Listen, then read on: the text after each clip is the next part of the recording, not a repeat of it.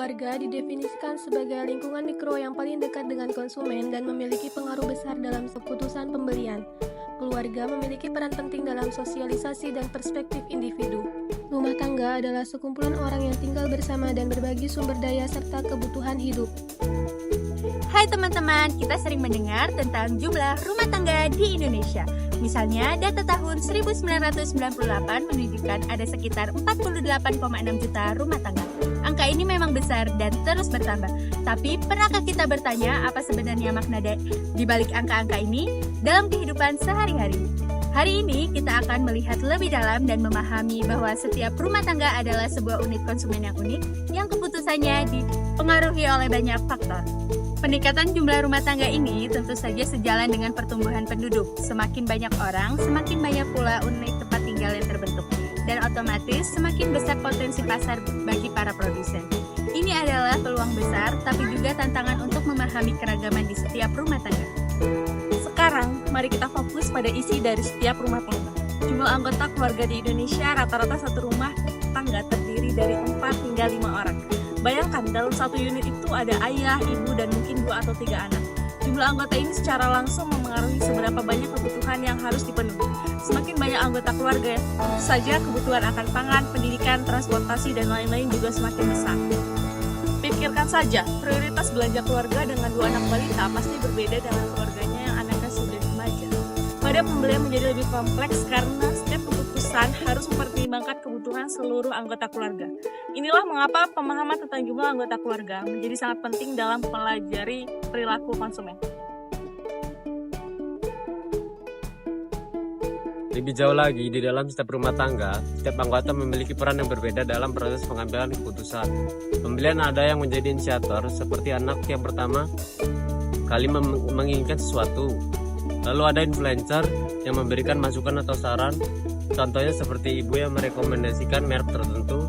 Ada juga gatekeeper yang menyaring informasi seperti kakak yang mencari ulasan produk secara online. Kemudian ada decider yang menentukan apakah kemudian pembelian akan dilakukan atau tidak, dan buyer yang melakukan pembelian secara langsung. Terakhir, tentu saja ada user, yaitu orang yang menggunakan produk tersebut.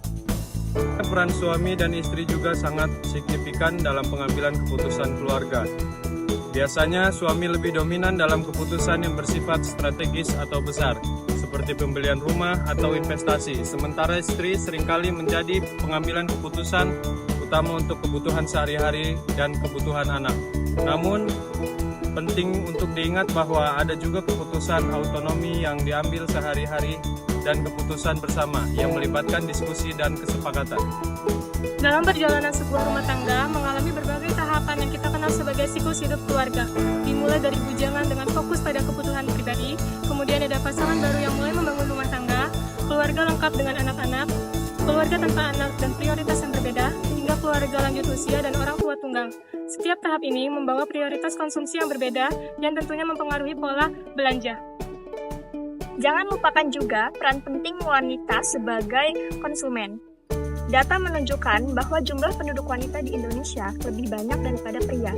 Hal ini menjadikan wanita sebagai pasar potensial yang sangat besar dengan pengaruh yang signifikan dalam berbagai keputusan pembelian. Terakhir, kita juga perlu memahami bagaimana anak-anak belajar menjadi konsumen melalui proses sosialisasi. Mereka mengamati, meniru, dan bahkan mempengaruhi keputusan pembelian keluarga sejak usia dini. Pemasar perlu menyadari bahwa anak-anak bukan hanya konsumen masa depan, tetapi juga influencer untuk masa kini. Ternyata ada 2 lembaga penting yang punya cara pandang berbeda untuk mengukur kemiskinan keluarga di Indonesia, yaitu BKKBN dan BPS. BKKBN melihat kemiskinan dari tingkat kesejahteraan keluarga. Mereka punya 5 tingkatan, mulai dari yang paling sederhana atau prasejahtera, sampai yang sudah lebih mandiri atau sejahtera 3+. Jadi, BKKBN melihat secara keseluruhan, bukan cuma soal uang. Nah, kalau BPS, mereka fokus pada kemampuan keluarga untuk memenuhi kebutuhan dasarnya, seperti makanan, tempat tinggal, pakaian, pendidikan, dan kesehatan.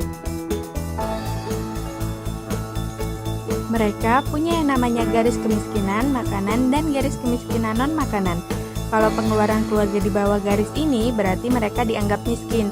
Intinya, BKKBN melihat level kesejahteraan keluarga, sementara BPS melihat apakah keluarga bisa memenuhi kebutuhan pokoknya. Dua-duanya penting untuk memahami kondisi ekonomi keluarga di Indonesia dan membantu pemerintah membuat kebijakan yang tepat.